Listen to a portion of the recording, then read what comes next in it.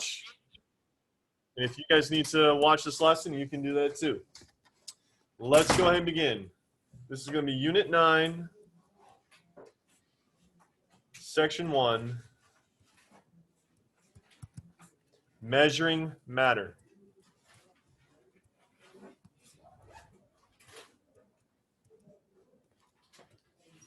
Unit 9 is all about the mole, M-O-L-E. It is a unit of measurement used in chemistry. So let's see what you guys may know. Let's get some common knowledge out there. Colby, if I buy a dozen eggs, how many eggs is that? 12. All right, so 1 dozen is equal to 12. And 12 is equal to 1 dozen. I wrote that because you all need to realize it goes both ways. Does anybody know how many are in a gross? If Derek buys a gross of eggs, you know how many that is? Anybody know? 12 by 12. So what's that? 144. 1 gross is 144, which means 144 is a gross. Does anybody know how many sheets of paper in a ream of paper? 1 ream of paper. Anybody know how many that is? We don't buy printer paper by the sheet. We buy it by the ream, like a little package. 500. Very good. How about 1 millennium? For those of you in Spanish, what is the Spanish word for 1,000? Mil. M-I-L.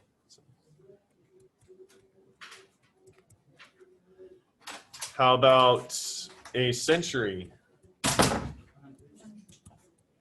Very good. Cent typically means 100. How about decade?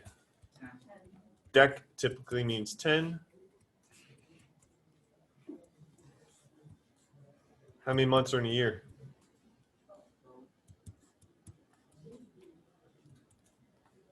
How many days is 12 months? Don't do the whole leap year thing. Just how many days are in 12 months? 365. So what this is known as is conversion. Dimensional analysis is the actual name of it. And we're going to be doing a bunch of converting in here, which is why I texted you to have a calculator with you at all times during this semester. Last semester, you did not have a whole lot of math. I think the toughest math problem you had was calculating neutrons. There's going to be a lot more math in this semester. So why do we have this? Well, counting is simpler when larger scales are implemented.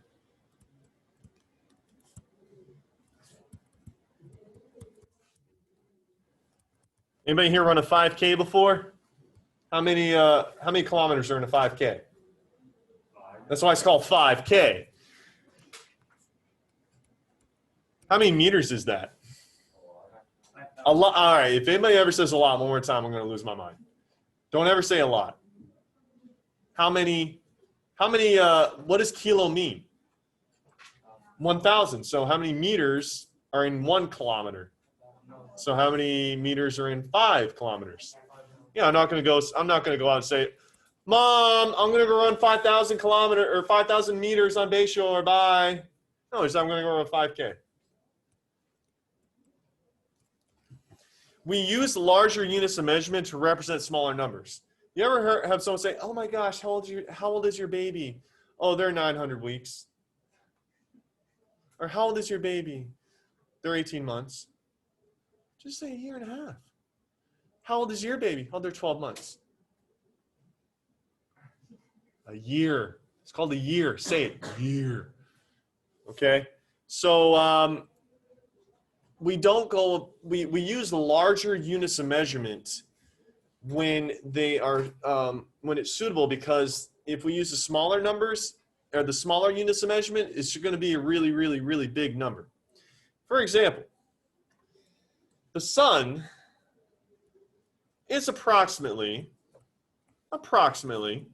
92 million miles from Earth. Would you like to measure that in inches? Probably not. That would be a astronomically large number. So why bother? You know, I'm 6'5". Someone says, Mr. Thorson, how tall are you? Well, I am 77 inches tall. No one's going to say I'm 77 inches tall. I'm 6'5". So the point here is we want to use a convenient method for measuring smaller units or larger units. But when it comes to chemistry, chemists require a convenient method for accurately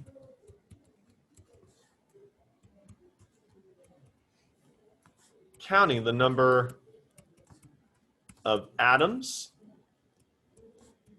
ions, molecules, or formula units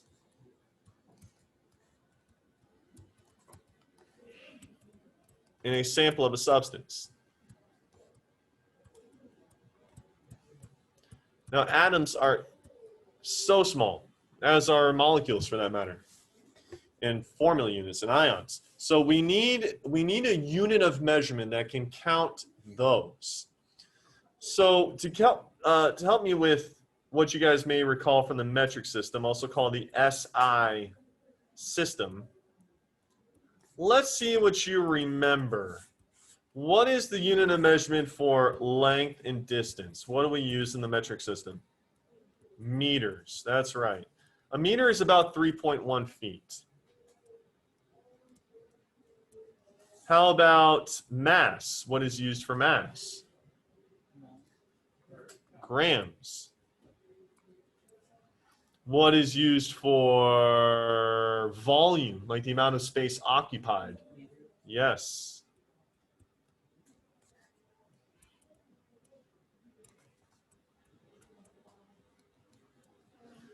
What is used for temperature?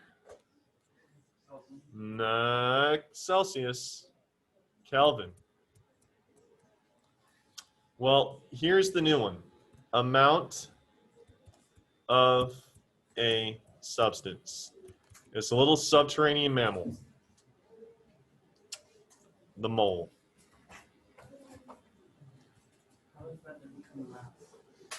Because mass is about basically how much matter is in it. Mass is if you were to stand on Earth, or if you were to stand on the moon, your weight would be different because weight is influenced by gravity. But the amount of space and mass that is in your body would not change. And that's what mass is. So mass is actually measuring the amount of matter in your body. A mole is measuring how many particles there are in a substance. That doesn't change either. Yes? It's not density. Density is a derived unit. It's just how many particles, representative units, are there in a substance. So what is the symbol for meter? How about gram? How about volume? Well, I put volume twice and no one said anything.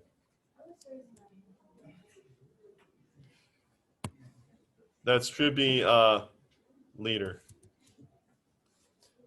Okay, it is a capital L, by the way, because if we put a lowercase l, some people might think it's an I.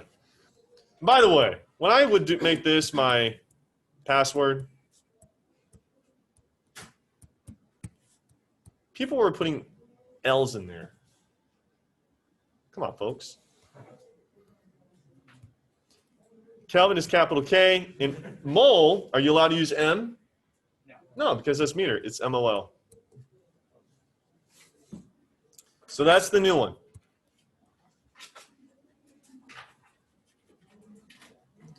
This whole unit is about the mole. So here's why we use the mole.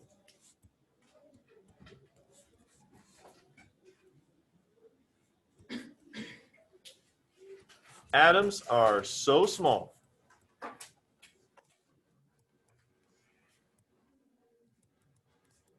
There is no way to count them accurately. You can't see them. You can't touch them, or you can't touch them, but you have no idea how many there are. So the way that we came up with a mole is, a mole is defined as the number of atoms of carbon in exactly 12 grams of pure carbon-12. Now, when we just watched Chernobyl, you heard them say uranium-235, zirconium-45, iodine-131. What do those numbers mean? That's the mass number, protons plus neutrons. So carbon-12 is 12 protons. No, it's not. It's 6 protons, 6 neutrons. 6 plus 6 is 12. Now, I'm going to give you a number that all of you must memorize. In fact, as you are walking into my class tomorrow, hopefully I don't forget, I'm going to be standing at my door and I'm going to be asking you, what is Avogadro's number? And what is it equal to? So, here is what we do.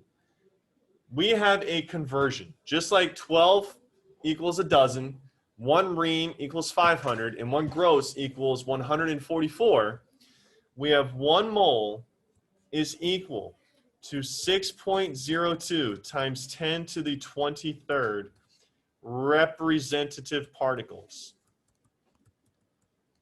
You must memorize this number. This number is known as Avogadro's number.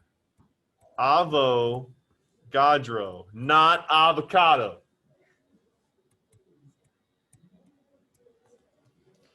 Avogadro is this goofy-looking European who came up with this conversion to represent all the atoms or ions or molecules or formula units that could equal 1 mole. Now, if you want to get an idea of just how big this number is, well, you take that decimal and you move it 23 times to the right. So check this out. 1, 2, 3, 4, 5, 6, 7, 8, 9, 10, 11, 12, 13, 14, 15, 16, 17, 18, 19, 20, 21, 22, 23. We have hundreds, thousands, millions, billions, quadrillions, pentillions, sextillions. 602 sextillion. You want to write all that? Be my guest. But I think 6.02 times 10 to the 23rd is a little bit better. Now, 1 mole is equal to 6.02 times 10 to the 23rd, and 6.02 times 10 to the 23rd is equal to 1 mole. Something that I'm going to be really cracking down on in this semester is that you guys use your units of measurement. You cannot just say 1. Like if Jade meant to say 1 mole and all she says is 1, I'm going to be like, 1 what, Jade? 1 mole. If Jade says, Mr. Thorson, how tall are you? And I say, I'm 6'5". Jade's going to be like, 6'5", what, Mr. Thorson? 6 feet 5 inches, Jade. You have to say the units of measurement. This is going to be the first time in your lives, probably, that you had to put units of measurement with a number. When you do homework in this class for this semester, a lot of it is going to be measuring. And if you do not put the unit of measurement with your answer, you will be deducted half off. All you have to do is write the unit of measurement, whether it's meters or moles or molecules or whatever. So that gets me to this. The heck are representative particles? A representative particle can be one of 4 things. It can be an atom. You could say 1 mole is equal to 6.02 times 10 to the 23rd atoms. It could be 6.02 times 10 to the 23rd ions. It could be 6.02 times 10 to the 23rd molecules. Or it could be 6.02 times 10 to the 23rd formula units. Now, as you all should know, an atom is an uncharged particle, like what you see on the periodic table: gold, silver, platinum, hydrogen, and so on. An ion is a charged atom. hydrogen ions, fluoride ions, oxide ions. A molecule is going to be something held together covalently. Non-metals only.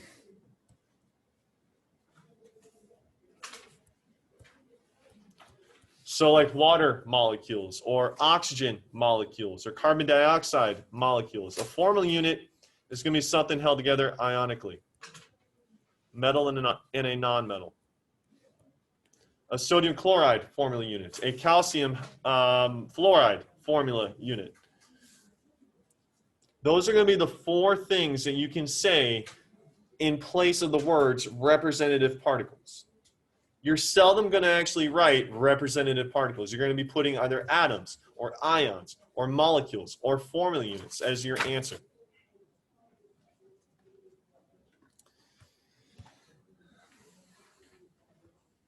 So let's do some conversions.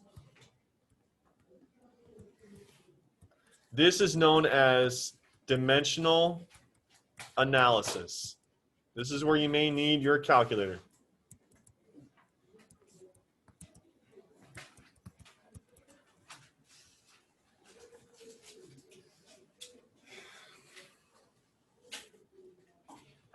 Here's the problem I'm going to give you 60 seconds to figure out.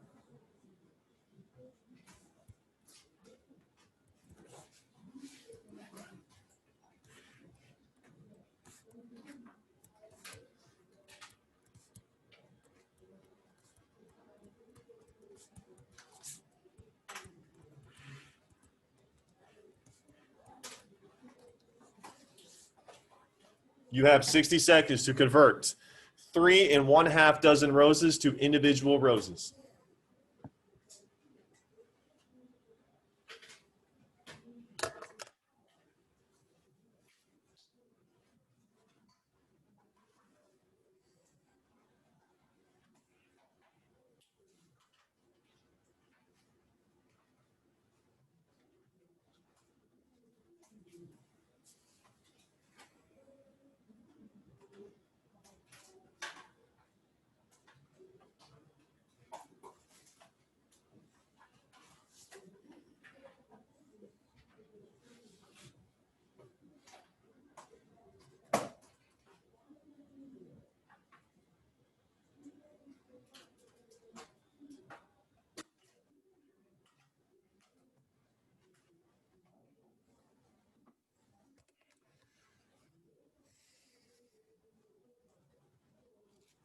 Twenty seconds.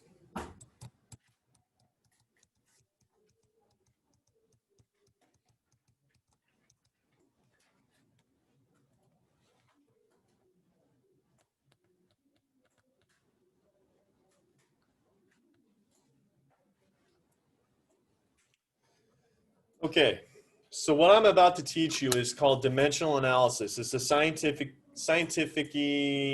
weird, sometimes scary way of saying converting.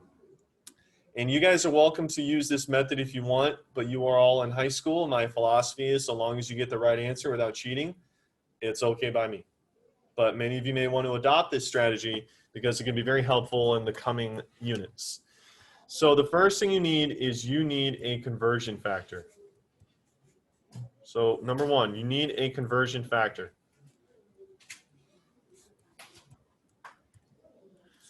Derek, read the problem and tell me what units of measurement do you actually see in there? There's 2 in that word problem. How many units of measurement?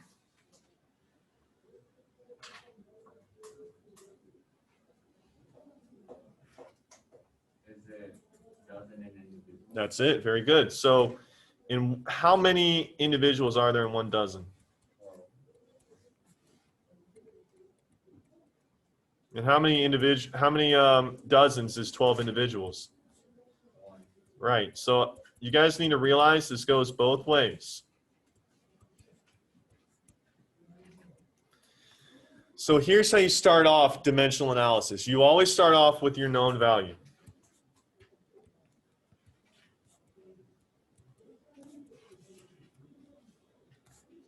Colby, what is our known value here? What information are you given first? What numbers are you given first?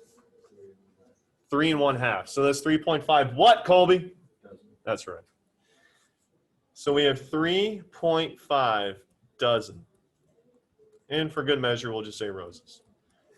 3.5 dozen roses. What I want you to do next is something called a conversion table.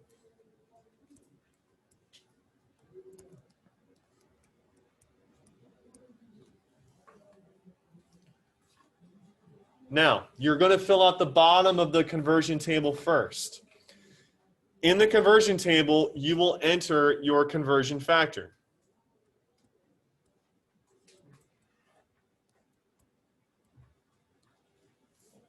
Derek told us our conversion factor is 12 individuals is equal to 1 dozen.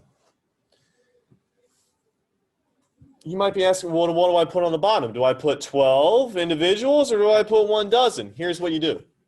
You see this, Colby said this is our unit of measurement, 3.5 dozen. You put the matching unit of measurement on the bottom of the conversion table. I repeat, you put the matching unit of measurement on the bottom of the conversion table. So what is the matching unit of measurement? 12 individuals or 1 dozen? 1 dozen. 3.5 dozen, 1 dozen. That goes on the bottom. You always match them up. You want them to cancel out. That is why you put them on the bottom. This can be the number one reason why any of you may get a wrong answer when you do the math. You put a number in the wrong spot. It's easily avoidable. And so 1 dozen is on the bottom, 12 individuals go on top.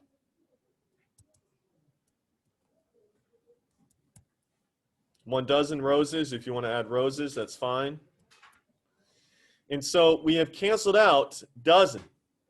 So pay attention now. Watch this, guys. When you go from here to here, this math right here, 3.5 and 12, that is going to be multiplication. You will always multiply by the number that is on top. Always multiply the number on top. And then from here to here, that is going to be division. But as you guys get better and better and better and better and more comfortable with this, you will realize that whenever you see the number 1, you don't have to bother. Because any number times 1 is that same number, and any number divided by 1 is that same number. So 3.5 times 12. This is where you may need your calculator. And I would never tell you to put your calculator away. 3.5 times 12 is going to be 42. What is 42 divided by 1? It's still 42. So your correct answer is 42 roses. If any of you just put 42, you would be deducted half off. You have to put your unit of measurement every time. There's gonna be a learning curve, and some of you are gonna crash and burn, but we got to learn from that. Yeah. You don't have to write individual. No, you don't have to write the word individual. If the list of dozen, would you write dozen? Dozen would be fine. Okay, so let's try another one. All right, I'll give you my dog, for example.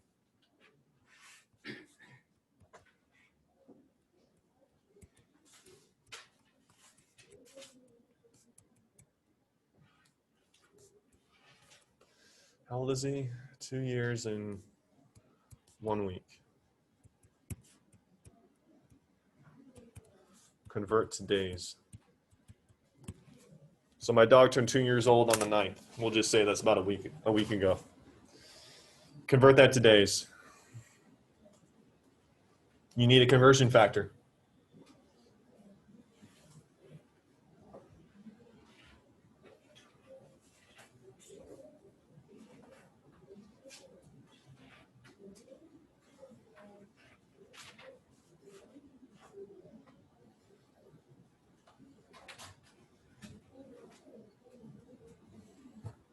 Jade, there's 2 conversion factors here. Can you tell me one of them?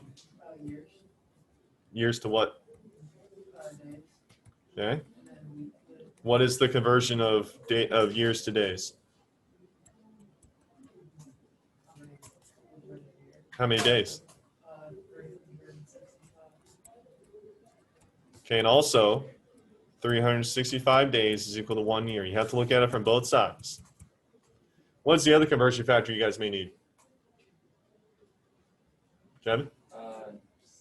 7 days in a week. 7 days is equal to 1 week. And 1 week is equal to 7 days.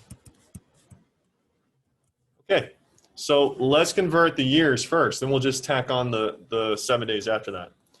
So we have 2 years. What numbers will I put where in this conversion table? Trey? They put years in the bottom. How many years am I going to put on the bottom? 1. Good. And what do I put on top? And then you put days on the top. How many? You put 365. Okay.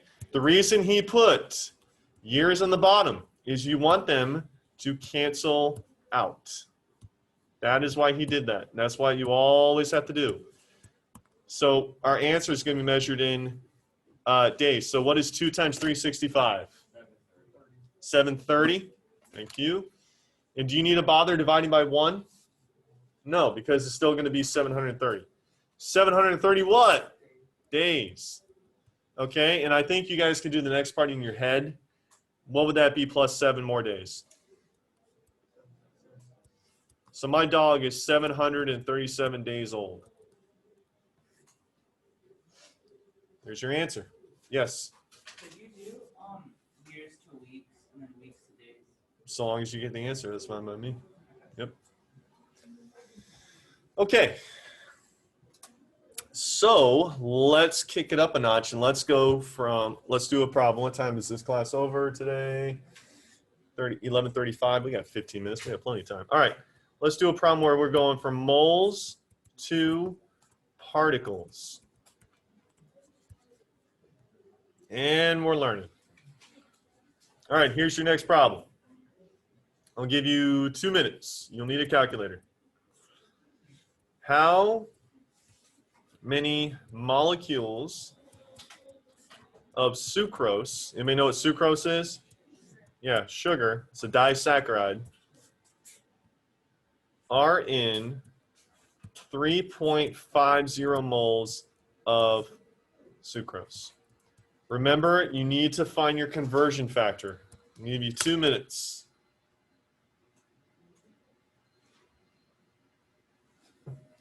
And don't forget to include the unit of measurement in your answer.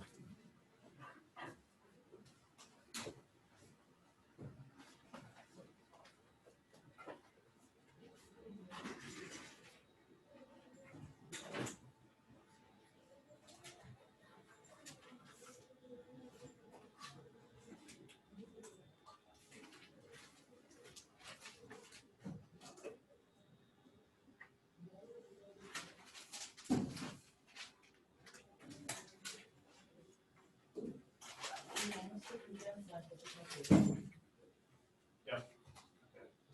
The question is, do you want to keep it in scientific notation? Yes.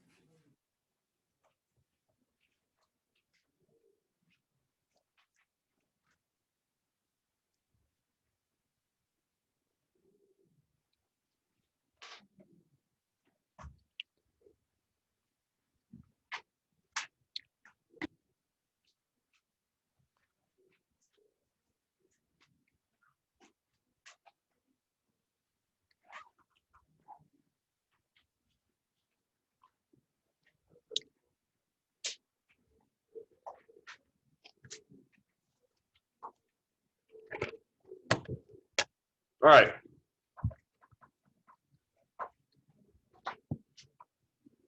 What's conversion factor?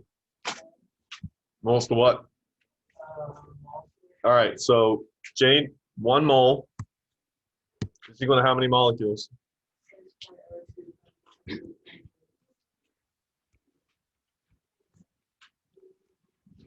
Okay, if you are wondering, where did she get molecules from? I thought it was representative particles. Remember, if you go back up here, I said that representative particle is going to be any one of these 4. Atoms, ions, molecules, formula units. In this case, in this particular problem, in this individual problem, it's molecules. So Jade, 1 mole is equal to 6.02 times 10 to the 23rd molecules. What's another way to look at that? You reverse it. 6.02 times 10 to the 23rd molecules is equal to 1 mole. And if you're trying to make the connection, oh, mole is abbreviated for molecules. No, it isn't. Don't make that conclusion. Stay away from that. Bad. It's not. All right. So, good. Max, what is our known value? So number 2, begin with your known value. In this word problem, what was the known value here? 3.5 what, Max? Of what? Very good. I used to give a quiz to my chem students solely on being able to identify the known value and the unknown value. So Max says we are given 3.5 moles. Cheeseman, what are we trying to find? Which is another way of saying what is the unknown value? Of, right.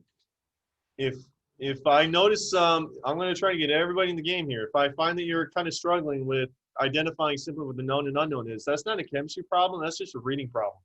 The known value is 3.5 moles of sucrose. The unknown value is molecules of sucrose.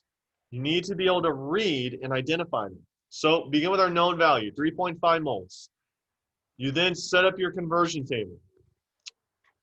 Emma, what do I put on the bottom of this conversion table? 1 mole or 6.02 times 10 to the 23rd molecules? Why is that? You want it to cancel out. Very good. And that's exactly what we're going to do. And at the very top, you put 6.02 times 10 to the 23rd molecules.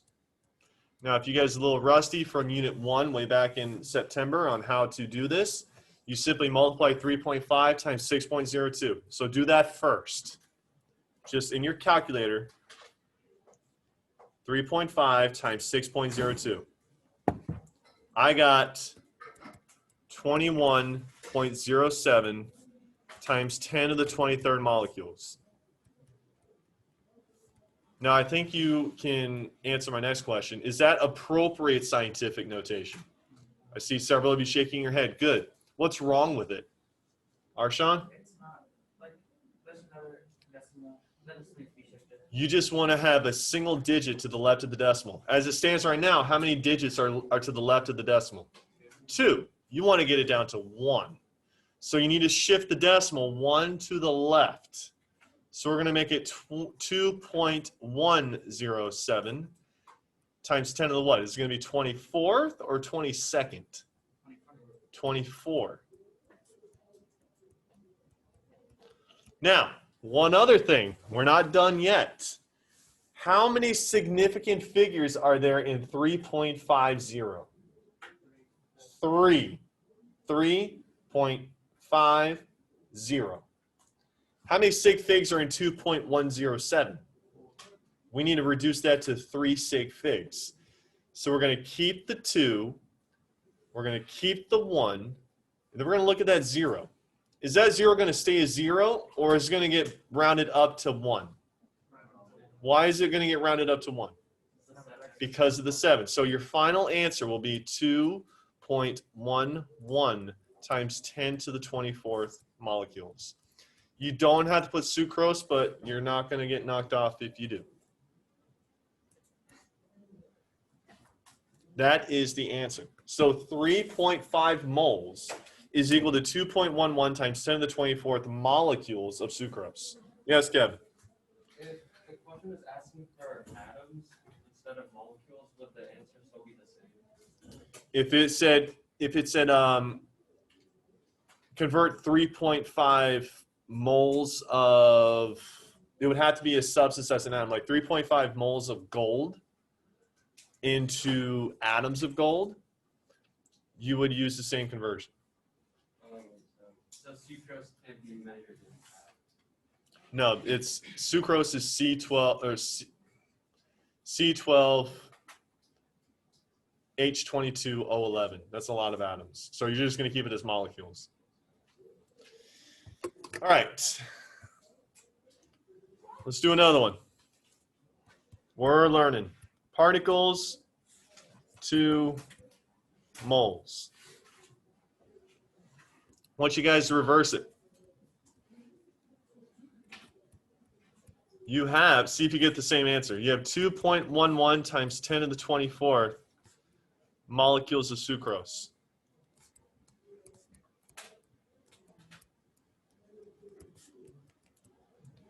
How many moles of sucrose is that?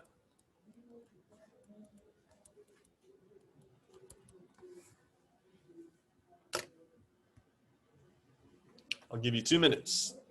You're basically doing the reverse of what you just did. See if you get the right answer. You should get 3.5. If you're doing everything correctly, you should get 3.5 moles.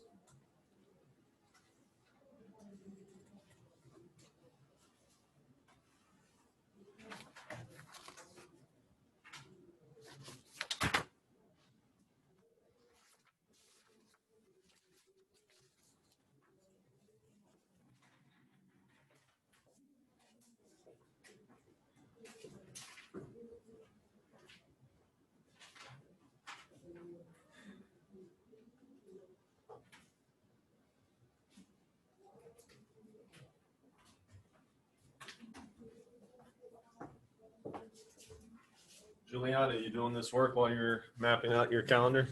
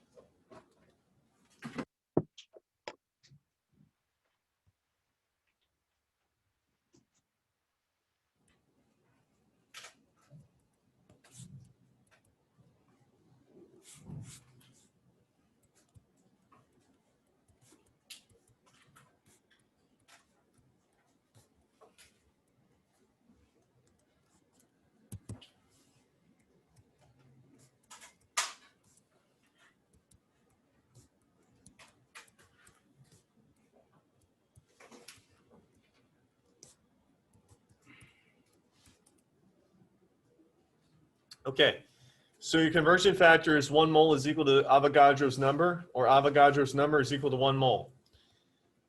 Derek, what is our known value in this problem? 6.02. No, that's your conversion.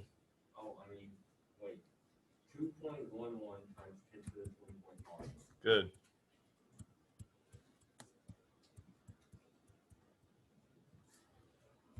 Adam, what do I put on the bottom of my conversion table? 1 mole. That's molecules right there. If I put 1 mole, are those like terms? No. If you do that, that's going to be, I'm telling you, year after year, that's the #1 way people get the wrong answer. So watch out for that. What is the common term? You got molecules as your known. What should I put on the bottom? Well, what number? That's your known value, Adam. So this is your known value. Right there. This stuff in parentheses is called a conversion table. This is where you place your conversion factors. Look at the conversion factors that were just written here.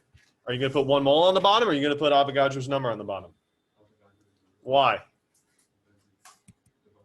They're both molecules. That's right.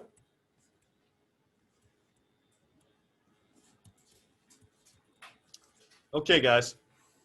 So you do 2.11 divided by 6.02.